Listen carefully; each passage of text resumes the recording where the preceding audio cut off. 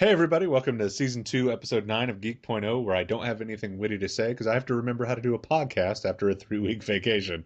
I'm Chris. And I'm Shawn Michael. Hey everybody, apologize that we have been away from the microphone for a few weeks. It's a slippery slope when you miss that first episode. I was real tired the one night when we usually record, and then Sean was helping his parents move for 2 weeks. So Sean has a much better excuse than I do. I was just being a lazy ass. Um, but it happens. So we're back at it, back and better than ever. Backstreet's back, all right. And we got some good stuff to talk about today. Sean's going to give us a little bit of a rundown of what's been going on at Computex.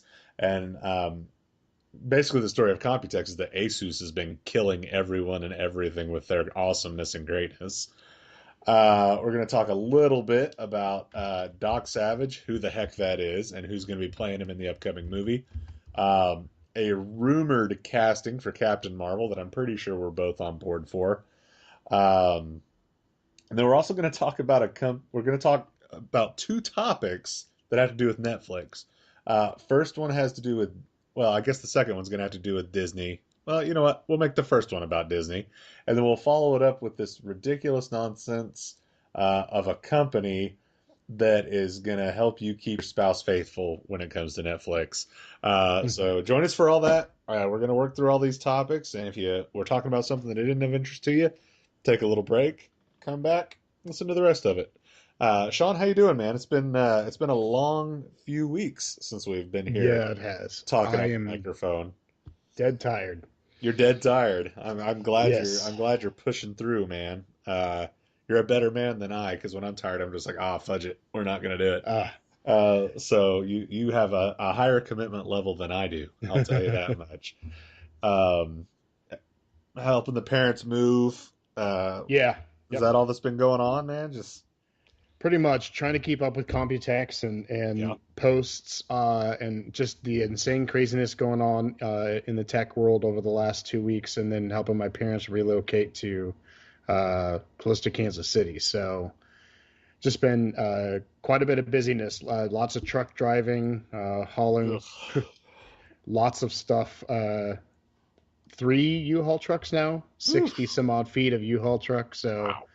it's all good though. Wow. We got it done. So I am back and ready to get recharged and back Good. in the grind. Good. How you Good. doing, Good. man? Man, I'm doing good. I think the wives are planning on taking us to the amusement park this weekend. I don't know how I feel about that, but I think it'll be all right. We'll go We'll make it do through. we'll make it through. Do a little Silver Dollar City, which should be pretty fun. I'm excited about some other stuff that we have going on tomorrow that I'll talk about when we wrap up. And in Yes, fact, I'll indeed. probably let you talk about it because you set this up. Yeah. You're getting us out there doing a little promo for Geek.0, so we'll talk about that. But I'm doing good, man. Work has been busy. When you sell lawnmowers for a living and the grass is growing, you stay pretty busy. A lot of phone calls, a lot of keeping up with numbers, a lot of doing paperwork, a lot of paperwork, mountains of paperwork. It's, you know, Excel spreadsheets until my eyes go blurry. So a lot of fun stuff there. Um, but I'm excited to be back in the saddle here and recording a new episode. So I'm ready to get Awesome. going. All right. So Computex is Yes. happening. For those of us, and I hate to admit this because I am a geek and I do love tech, Computex is one of those trade show type festivals that I am not thoroughly familiar with. I've heard of it before. I've heard you mention it in passing and things along those lines. I honestly don't know enough about Computex. So I'm assuming there's people listening to this that probably don't know everything there is to know about Computex as well. So why don't you tell us a little bit about Computex, what it is, and kind of what's been going on over the last week? Okay. So Computex is it's like the computer industry's version of E3 or the Uh, CES show in Las Vegas.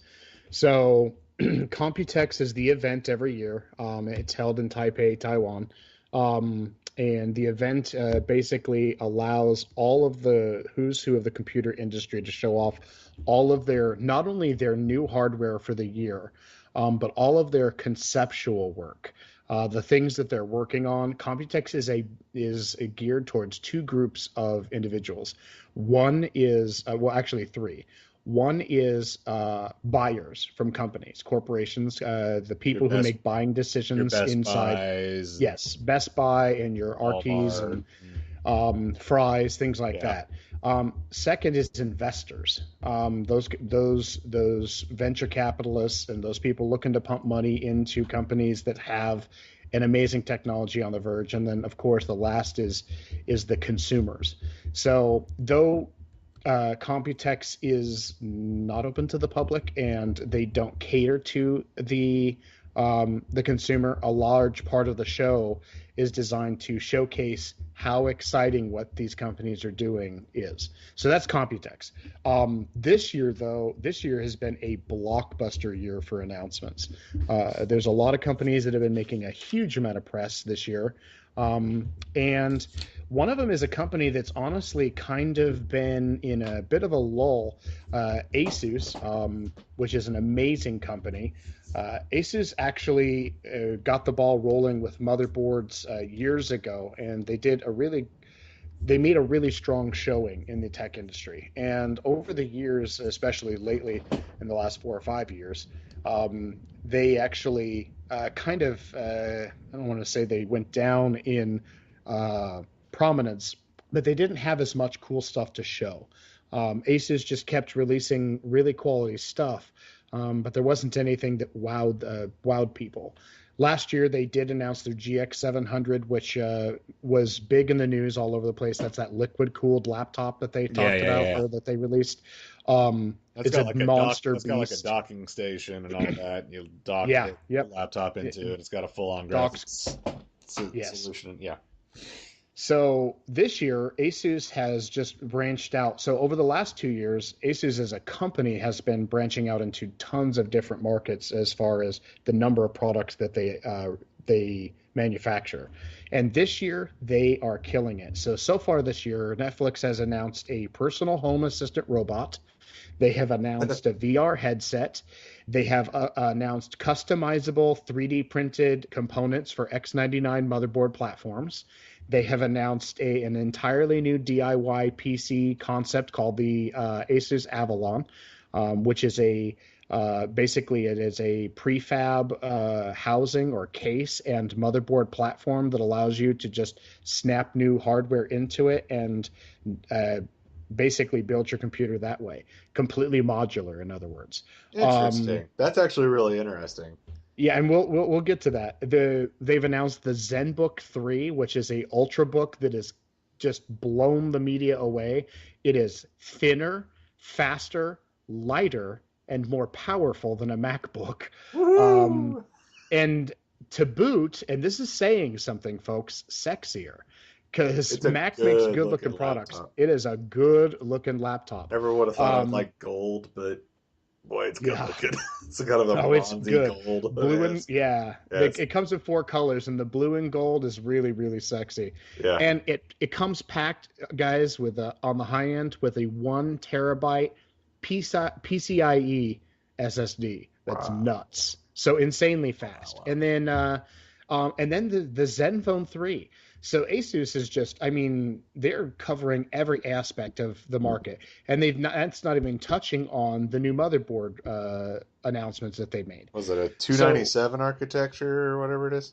okay, the Z270, so 270. Thank you. platform, and they're not the only one. Asus, MSI, actually MSI was the one who announced, showed off a demo version or if you want to call it a prototype of the uh, of the motherboard, the Z270. So I apologize, I'm tapping on the table. Um, anyway, this year's Computex has just been a whirlwind for tech announcements. Everybody's coming out with their best stuff to show. I didn't even get onto the board with Intel. Intel announced the 10 core. That's right, folks. Wow. I said that. They announced a 10-core processor. And it's only $172 a core. Ex- there you go. There you go. It's a fantastic math, by the way. Thank you for breaking that down. Hey, I do what I can. $1,700 processor. So obviously it's not for the faint of heart, and it's definitely not for your consumer.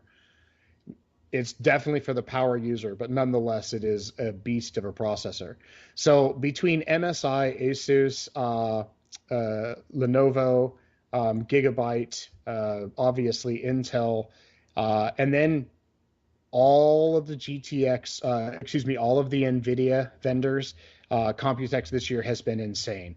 Fantex is showing off custom water blocks for the GTX 1080 and 1070. Third-party boards. Yes. 1080 and 1070. They look so good. So good. I cannot wait to see what the Strix is going to be priced at, the Asus Strix, because that thing looks like it's going to be the card. My money is right at $359. So $20 cheaper than the NVIDIA version? Yeah. Yeah, so that's where it's a better looking card. I'll be all over it. It's not only a better looking card, it's also faster. Card, yes. Yeah, and it's it has built-in programmable LEDs. How do you not buy that for cheaper? Yeah. So I can wait till August or whatever. Exactly. I wasn't going to be getting a 1070 when they released anyway, because I'm not in that kind of line. So yeah. Yeah, no. Computex has been pretty big this year. A lot of really cool tech. For those who haven't had a chance to look at some of the stuff on the site, we have been posting almost everything we can to the site. So please go look at the site for the full details. I will tell you some of the coolest things that they've announced so far. This Project Avalon, the DIC modular motherboard and chassis, is pretty awesome. The idea is since PC sales are declining, but PC hardware is getting better and more accessible, they designed a modular case, and it's a prototype right now, but they said hopefully mid-2017 to have this as a consumer-ready product. And basically, it's a modular chassis where everything snaps into the front of it. It has a setup motherboard that has modules that you can change out for your backplate, your I/O ports, and things like that. And then you can just snap into the front of the box the new parts you want to add. So if you want to put a better video card in, that's no problem. You can just snap it right in there. RAM you can upgrade, processor you can upgrade. They make the process really, really simple. Honestly, the only thing that's a little difficult to replace on a computer right now is the processor. I mean, you know what I mean? But the thing is there's still a ton of the consumer market out there that is so trepidatious about the idea of making or building a PC. Yeah. And so this makes it literally like building Legos. Just pop one up a compartment, pop it out, and pop something new in, and ta-da, you've now made it faster. And I feel like this time last year we were talking about some other company doing something like this. Am I nuts? Maybe I am. There's been a couple prototype. You may be thinking of the Thermaltake 10 level 10 case. And honestly, as much as it looks like a modular design, it's actually not for the faint of heart. That case is for hardcore builders who know exactly what they're doing. Right. But yeah, I mean, this is a pretty interesting concept, and I think if they do it right, and if they bring this to market using the right tools, and they market it right, and they get the right vendor support, I think it'll be a great thing for consumers. And then, of course, we absolutely have to talk about how Intel has dropped this 10-core chip on the market. It's insane. It's $1,700, but I think what's more important here is it shows where Intel's at, okay? So obviously we are right now the top-of-the-line processor that you can buy from Intel without going into server-based chips like a Xeon processor, is the Core i7-6770K, which is a really, really insanely fast chip. Well, now they've released the i7-6950X Extreme, which is a 10-core chip. Now, keep in mind, folks, for those who don't know, Before, the only 10 core chips you could buy were Xeon CPUs for servers, and those have been around since 2011, but they're not necessarily consumer friendly. You can build a system with it, but it takes a huge board. You know what I Ton of mean? power. Sometimes multiple power supplies. Yeah, so it's not necessarily a consumer friendly processor. This is a new 10 core consumer processor. It's unlocked for massive overclocking potential. It's running at 3 gigahertz with a speed boost up to 3.5, Have they said how many um, watts it's going to be running at? and 25 megs of cache. They have not said anything about power efficiency. Oh, wait, hold on. Never mind. You know what? They did. When I posted the article, I didn't look at the spec sheet. 140 watt is the GDP Yeah, on this puppy. yeah, yeah, that's not So bad. not bad, That's not but bad.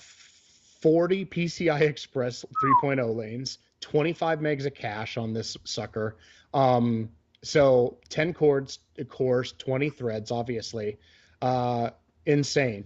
That's a family tier. Whenever we talk about a new processor, we always talk about the top of the line. The bottom of the line in that model is going to be the 6800K, which is a model up from the processor I've got in my system, and it is a 6-core 12-thread chip with 15 megs of cache, 28 PCI Express lanes, and it's only $434. So with a base clock speed of 3.4 gigahertz, that's about a 45% speed increase over the current i60-770K. So, and that's only about $25 more. So it's a Yeah, that's fairly not bad. significant increase in power for performance for price. Yeah, man, it almost feels like that's all the computer industry is doing right now. You know what I mean? Is major performance increases for either not very much or actually less money. I mean, Yeah, it's crazy how it just everything that's coming new onto the market is not insane levels of dollars right at the moment. I mean, the top end stuff can be, but it's just and wild to that's see how it's getting more consumer friendly, more pocketbook friendly. yeah, and that's actually something that's we were just talking about. My dad's Pat and I were talking about is that uh, Moore's law has governed the computing industry for decades. And now Moore's law is becoming, we're advancing past the microchip. We're getting into silicone that's Mm. was unthinkable a Yeah, decade ago.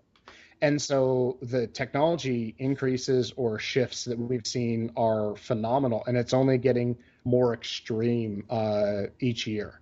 yeah. So this just goes to show we're looking at some pretty crazy stuff. And just to finish off with that, since we did talk about what crazy increases, you and I were just talking about Samsung's new announcement of a 512 gigabyte PCI Express SSD that's smaller than your thumb. It, Um, so I mean, It's gonna change mobile computing. it's insane. I mean, it's just anyway. There's so much awesomeness out there, guys. We're providing full coverage on the website. Yep. Any of those things and more, you want to check out some of the Computex coverage, and just see some of the new tech stuff. We full breakdowns on the website. Check out some of those articles. We've got all of those things broken down and more. A lot of great stuff on the tech front. And I'll give a quick plug real quick. I'm pretty sure we're planning on giving some pretty strong coverage to E3 this year, just like we did last year. That's going to be coming up in 2 weeks, June 14th, 15th, and 16th. I know I'm planning on taking a few days off of work to make sure we can get some really strong coverage on E3. Um, Absolutely. so be looking out for that. We'll be posting tons of articles. I don't know how many episodes we'll record. We may do one a night. We may just do one. We may just do an E3 wrap up episode. I'm not really sure yet what we're going to do there, but we are going to be putting out a ton of content the week of E3. So keep your eyes open for that. Moving on from Computex, there's some awesome casting news that's been floating around um, in the pop culture sphere here. Um, I'll talk about the rumor first, and then I'll talk about the confirmed casting. A rumor that's been floating around that I'm actually really excited about, and I hope that it really does hit, is that Brie Larson is looking like she is probably going to be Captain Marvel for the Marvel Cinematic Universe. Captain Marvel has been played by multiple people, mostly multiple aliens, throughout the comics. And at one point, it was extremely confusing because there was a Captain Marvel with Marvel and a Captain Marvel with DC. Now, Captain Marvel with DC was Shazam, and that's kind of all taken care of. But this would be the Carol Danvers iteration uh, of Miss Marvel, and Carol Danvers took over the mantle back in 2012, and blah blah blah blah. She's kind of the sales pitch for her from Marvel is that she's a female Chuck Yeager. She's kind of like Green Lantern. I'm gonna throw that out there. Uh, she's a test pilot. She she's a test pilot that gets her powers from being her DNA spliced. So it's almost like a Green Lantern slash Fantastic Four type. Excuse me. Origin. She gets powers by having her DNA fused with an alien's DNA. Um, it's a cool character, and I like the fact that it's going to be a female character, a female lead in the Marvel universe, not just a female side player like Black Widow is currently, or Scarlet Witch, which they're not allowed to call her Scarlet Witch because Fox owns the rights to the name Scarlet Witch. So Wanda Maximoff, um, how that all works, blah blah blah blah. And I know that there's a Black Widow series of movies coming and all that, but it's nice to see Marvel finally stepping up to the plate and getting some women headed movies coming up. The thing that a lot of people are wondering is why there's no director attached to this movie. They've kind of just started the writing process. Why does it look like they're almost ready to cast someone in the role when they don't even have a director set up yet? And I'm going to tell you why. I bet we're going to see Captain Marvel in Infinity War, either part one or part two, probably part two, like when Guardians of the Galaxy show up, because everybody is going to be in Infinity War. Um, and at a specific point, Carol Danvers as uh, formerly Miss Marvel, uh, now blah blah blah blah, Captain Marvel, has been involved with the Infinity Gauntlet in the comics, and with Thanos. I was going to say Darkseid, but that's DC. Been involved with Thanos and MODOK and all these different alien tech. So it would make a ton of sense for her unveiling to happen during Infinity War, even if it's a small, off to the side kind of, hey, there she is flying by or whatever. It would make sense to have her involved in the Infinity War. So that's my guess. Sean, do you know much of Brie Larson's work? Do you know her from much? Yeah. So Because my I'm a big fan. favorite thing with Brie Larson in it is United States of Terra. Oh Um, yeah, she's really good in that. Absolutely fantastic show, and Brie's character in that show. I know she's in so much more well recognized stuff, but it is my favorite of all of her things, all of her work, uh, all of her things. Anyway, as a character, she's one of the strongest parts of the entire cast, and she's so fantastic at balancing this relationship and just life of living with somebody who suffers from disassociated. I think multiple personality disorder Yeah, is the wrong dis- term now, but dissociative personality disorder. yeah, dissociative personality disorder. So it's an amazing show. If you haven't seen it, check it out. But Brie Larson's fantastic in it. Well, And she's younger in it. yeah, and she'd always kind of been almost like a character actress off to the side, played a bit part in movies. She was Abed's weird girlfriend in Community for a little bit. Um, she was Envy Adams in Scott Pilgrim versus the World, which she was awesome in that Oh movie. yeah, yeah. But recently she was in Room, and that got her an Which is Academy Award, and amazing. she That's amazing. killed in that movie. Um, Yeah. so it's another instance of Marvel finding someone on the upswing that's becoming popular, becoming a big deal, and getting her getting into it. So it's pretty cool. I mean, and I'll say this: there's going to be some very, I'm assuming, Green Lantern-esque qualities to Captain Marvel. I mean, like I said, she's an Air Force pilot. She has an accident with an alien. Her DNA gets fused with it. She has super strength and energy projection and flight. Sounds a lot like Green Lantern, but I'm pretty sure she's not powered by will. So I'm gonna say it's gonna be a different enough. But DC fans will probably have always kind of picked up on that.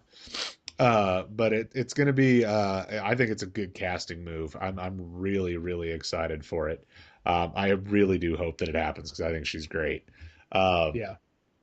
and then there's another interesting casting going on. I think it's a good casting, um, but it's interesting that they're making the movie because up until recently, nobody. I mean, he's Doc Savage, the Man of Bronze, is being made into a movie, and this is a character that debuted back in 1933. He's the OG superhero. I mean, he is the original superhero, and I think the movie will do well because of who they're getting to play Doc Savage, and that's going to be Dwayne the Rock Johnson. Um, Perfect because he he's the most charismatic man or the most electrifying man in sports entertainment. He's the most electrifying man in Hollywood. The dude is charisma on a cracker. It just Yeah, he oozes out is. of him. Everybody loves him.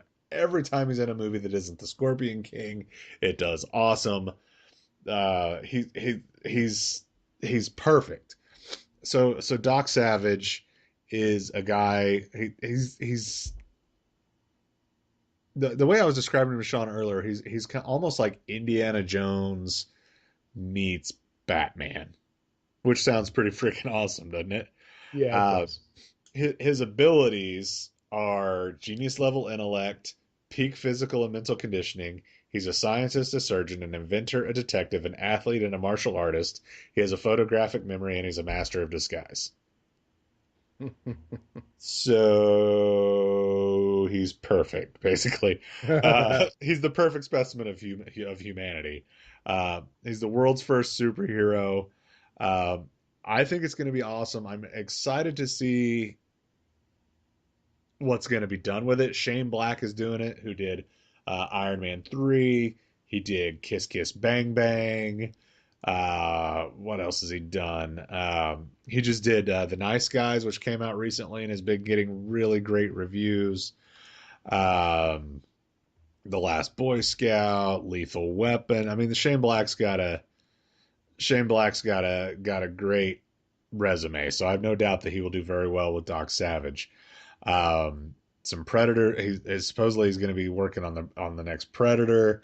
The dude's a beast. He's all over the place. His stuff's always good. But notable movies: Lethal Weapon, Last Boy Scout, Long Kiss Goodnight, Kiss Kiss Bang Bang, Iron Man 3, The Nice Guys. I mean, that's a nice little roll call of movies right there. And then with The Rock being involved, I think it'll be great. I'm just surprised. You know what I mean? Because it's deep Right. cut. I mean, it's deep cut. I like that they're going way back. They're going OG. They're going 1933 first superhero. It's just surprising that they're going so far back. You know what I mean? Yeah.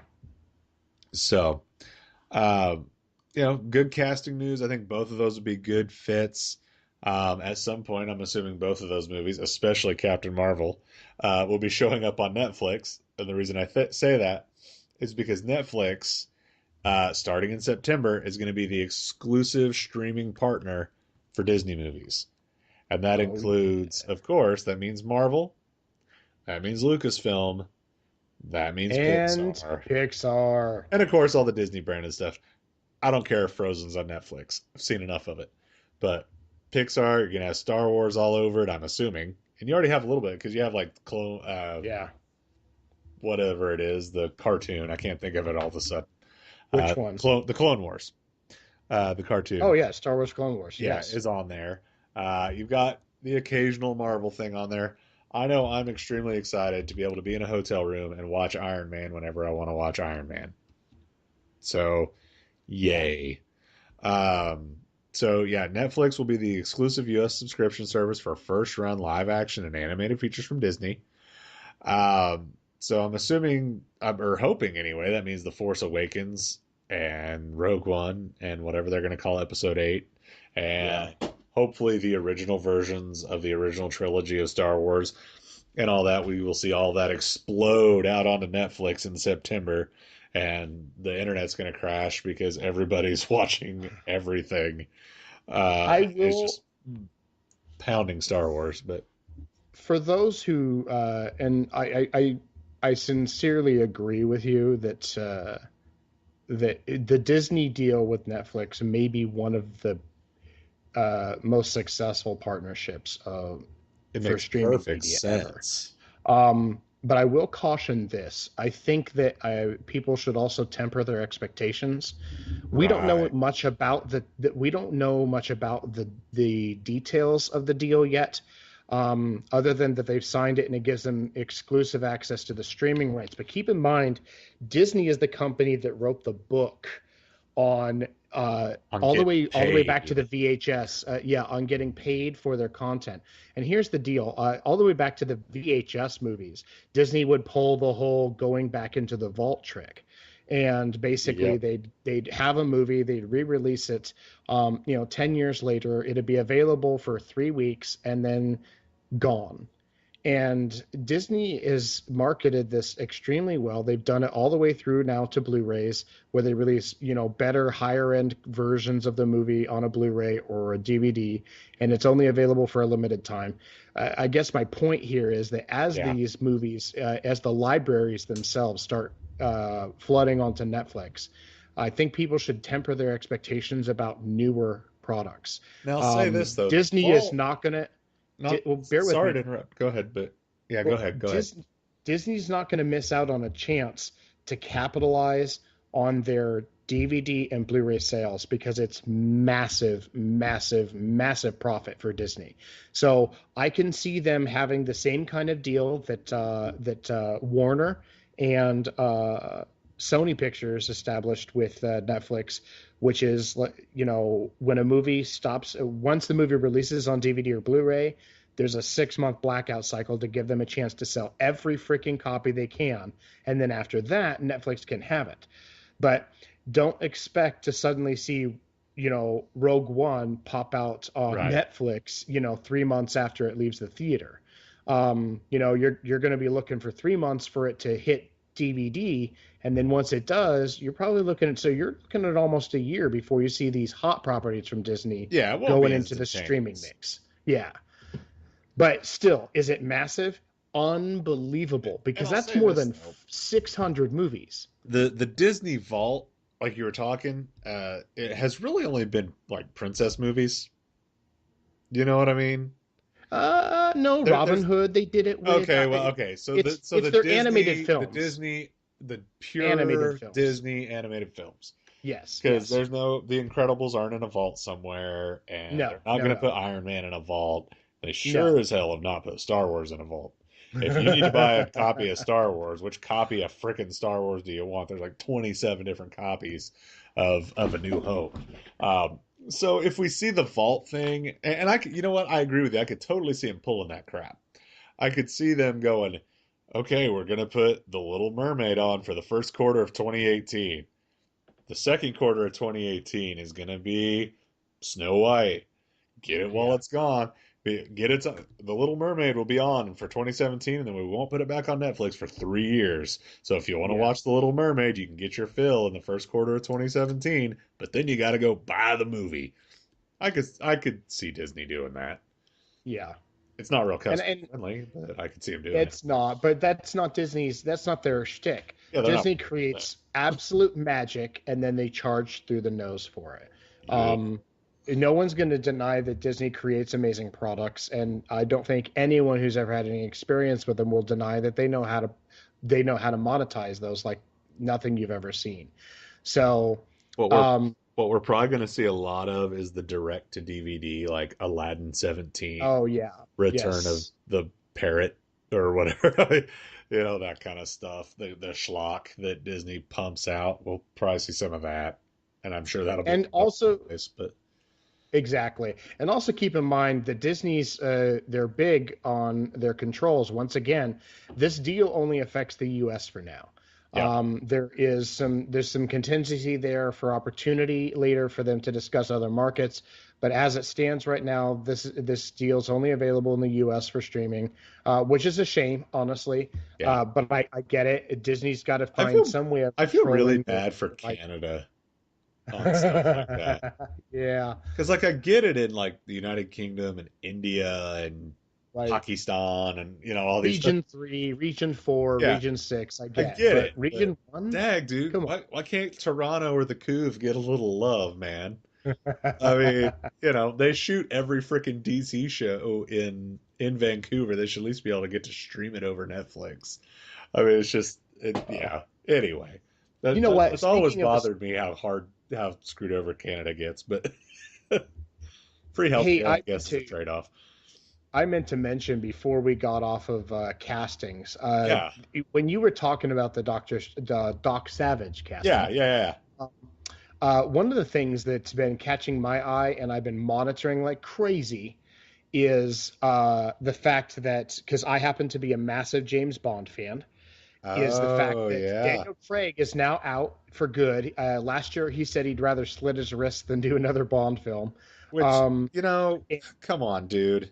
Have a little respect for the franchise that put I you was on just the gonna map. say, I think that's a bit callous, but I think he got. I think it's not necessarily the movies or the franchise, then dealing with the franchise owner, which is the Broccoli family. Yeah, And I've heard from they're what I kind of rough heard, to deal with. it's a little rough. It's But not a still, democracy. but But still. now that he's out, because he's signed on to a U.S. show now, Oh yeah, major um, speculation. Who's there gonna is be it? major speculation that Tom Hiddleston is in some serious Oh, talks to play not Bond. just him. And Yeah. and as if that hasn't gotten enough press as it is, just the other day I saw that. Oh my lord! Now I just lost my train of thought because I was Tom Hiddleston it up. Idris Elba is still in the contingency to play Bond, I which would be an amazing casting. I don't think it's going to happen, but I really, really would love to see it. I think Um, everybody would love to see it, but he's doing Dark Towers right now, and yeah, I'd really like to see him just focus on that. and But Tom Hardy, folks. There has been speculation that, and I don't know whether this is simply fan craziness because I haven't seen anything official, but I keep seeing mentions in blogs relative to Tom Hardy and now casting. So whether that's more the internet's wishes being projected onto someone, I don't know. But still, the idea of Tom Hiddleston, and here's what's funny is for me, Tom Hiddleston, I have not started The Night Manager, so please, for any of those folks out there, don't spoil it for us, yeah, I haven't because started it either. I'm a huge Hugh Laurie fan, and I want to see. I hear Hiddleston's amazing in it, but for me, my mental image is still Loki, and so I see him with those horns, and I'm like, Oh, the that's not dude's a an amazing Bond. actor, but Uh, yeah, he's an amazing actor, but he's not a Bond character. He's skinny, he's twiggy, he's a little too tall. Dude can do push-ups. And then all of a sudden, the other day, I saw him a picture of him in a suit, and I was like, "Dude, Yeah, dude's you James have Bond. that guy do Yeah. some pull-ups, and he would make a badass Bond." Yeah, yeah. I mean, and there's some other people that have been floating around. Henry Cavill has floated around as I Superman. haven't seen that one in quite a while. Let's see here. Who else? Michael Fassbender has floated around a little bit. Yeah. Damian Lewis from Oh man, Homeland, Homeland. Homeland, Thank and you. Life, folks, Uh, Life. Bring it back. he's floated around. Uh, the guy from Turn. What the crap's his name? On AMC. Turn Dag what? darn it, Turn. Jamie Bell. Jamie Bell. Oh, yeah. It sounded like he is getting more and more and more and more. It just seems like it's kind of floating around in the background that maybe it's either him or Hiddleston. And so we'll see. I think it would make more sense. I feel almost for them to go Jamie Bell because they always go with a relative unknown for Right. James Bond. Daniel Craig was not. I mean, Layer Cake was really good. Don't get me wrong, but Uh, you might know Jamie Elliott better as the star of Billy Elliot from Jamie 2000. Bell. Yeah, Jamie Bell. Yeah, Jamie Bell from the as the star. He was in Jumper, which that movie sucks, but he was in it. Snowpiercer. He was Ben Grimm in the most recent Fantastic Four. That's what I was trying to think of him from. Yeah, Uh, he's very, very good in terrible Turn. movie. Yeah. It's too bad that he got stuck in that Fantastic Four. But Turn Washington Spies is great. So I think he'd be a great James Bond. The kicker here is that, and Daniel Craig, he has not in any way, shape, or form been shy about his feelings on his work with it. He loves the character. He's loved the movies themselves. But he's been made it clear that it's been a painful process. And most of it's centered around dealing with Barbara Broccoli. And he said that one of the things that everyone should keep in mind is that when this casting finally does get made, when they finally pick someone, and he said this in numerous interviews, you're going to be completely shocked that it's Yeah. not going to be anything that people thought or expected or thought would fit the role, because it's not up to the studio. Just like when he was cast, the studio had set their minds on, I think, 4 other candidates, and they Yeah. were solid on them. And she picked him, and he wasn't even in the, you know what I mean? And that's He why I wasn't even think in the running at that point. and that's why So I think Jamie Bell makes a lot of sense that it would happen because it'd be completely out of left field. it would. But you know who I'd really like? I know it's not gonna happen, and I know, outside of Idris Elba, because everybody wants Idris Elba to play every geek icon at this point. Um, I'd really like to see Colin Firth as James Bond. Yeah, And I I know that he's a little old at this point, he is. Yeah, but after seeing him in Kingsman, and I yeah, know that's as close as we're gonna get to him being James Bond. right. Dang, man, he'd be awesome as James Bond. Yeah, I think it'd be a little too physically Yeah. demanding for him If at you could this just do age. like one, maybe two. One Yeah. or two of them and then just move on and let somebody else take it over. But Oh, man, yeah, that's funny. he would be awesome. So so yeah, that's some additional casting. But something else I almost can't even wrap my head around the fact that we're talking about this or the amount of Oh, please, traffic. The please amount let of me introduce it. the amount of traffic that this is introduced to our freaking website. And if you want to read about this thing, you can come to geek.0.com and read about it. I'm going to let Sean introduce this nonsense and tell you that you have already ordered it, right? I will. Full disclosure: you cannot order this yet. This product is not being made available for Is this sale a yet. Kickstart? No, it is an invitation only. You basically, or excuse me, Oh, so you it's a applied for an waiting invitation. list. So it's a one I plus. applied for. It's like a one plus Yes. two or one plus one. Yeah, because the speculation is that they may either be offering these at a very, very affordable rate, or it may be a very select group of people who will receive them and may not be a cost.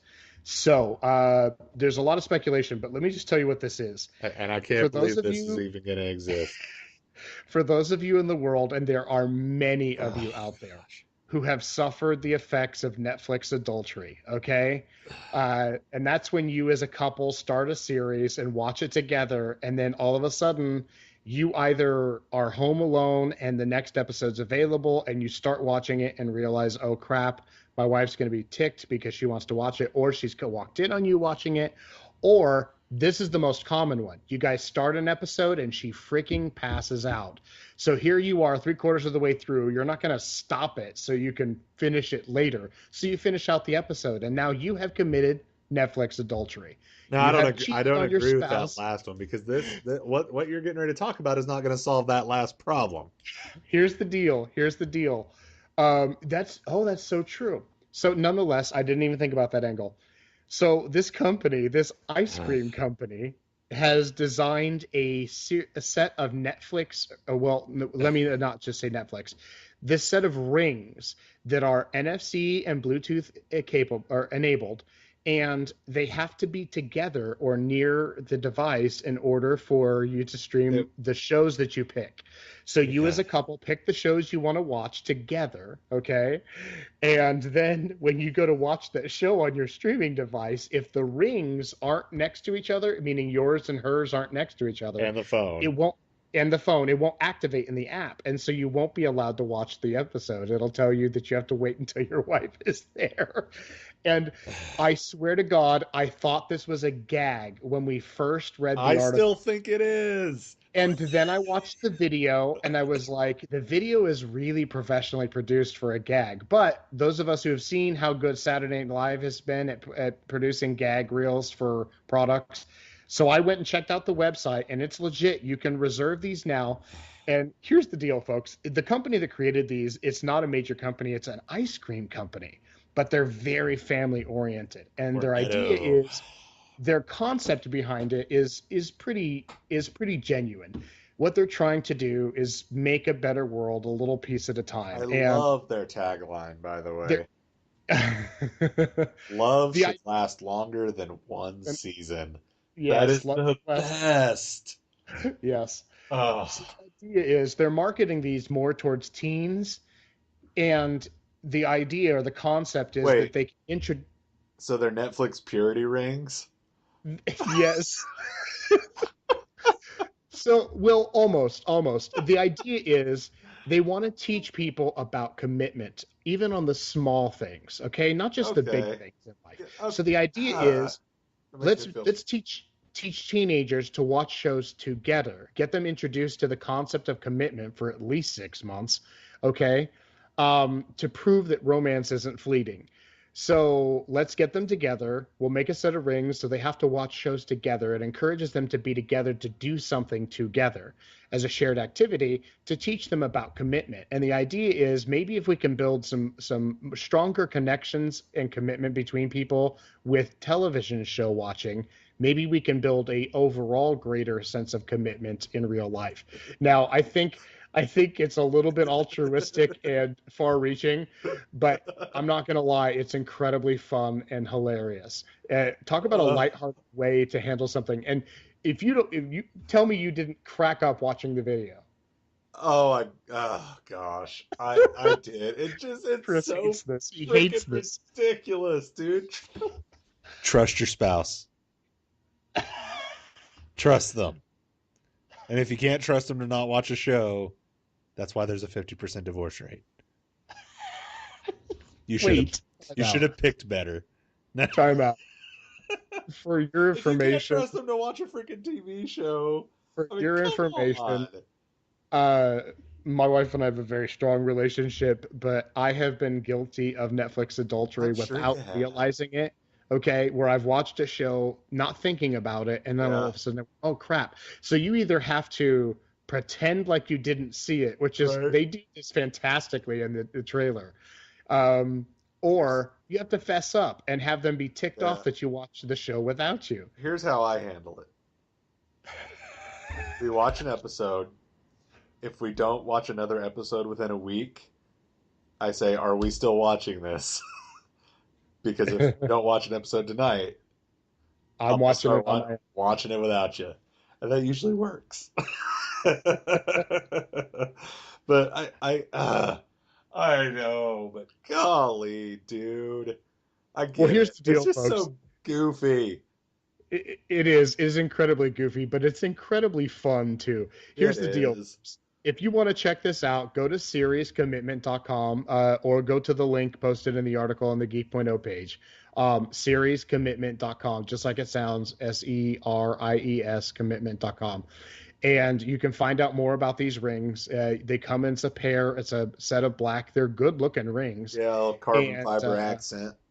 yeah, yeah. Yeah, they're not And bad they looking. are NFC enabled. And there's an app for them, and you can sign up. But this is not just a joke, guys. This has now been featured on USA Today, Wired, Business Insider, Kabini, Pop Sugar, Adweek, Entrepreneur, CBS News, Fast Company.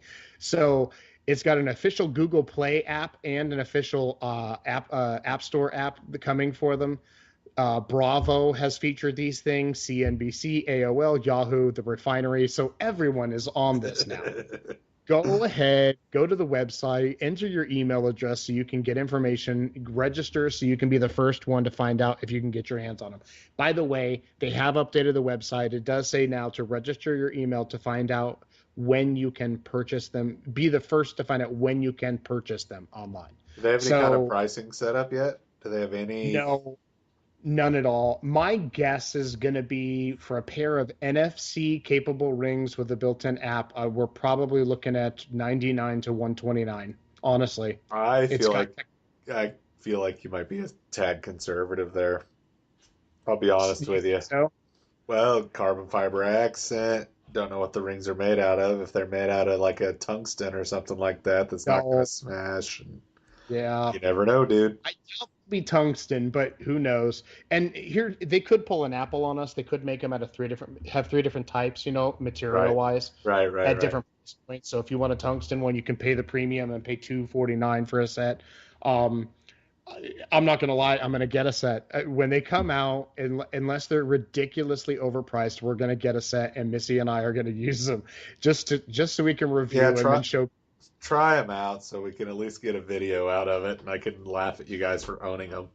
But That's okay, because the rest of the world and our users will be laughing at you and I when we get our VR laser tag in. So, yeah, exactly, exactly. yeah. So, all right, dude. I think that kind of wraps us up, man. You got anything else you want to chat about tonight?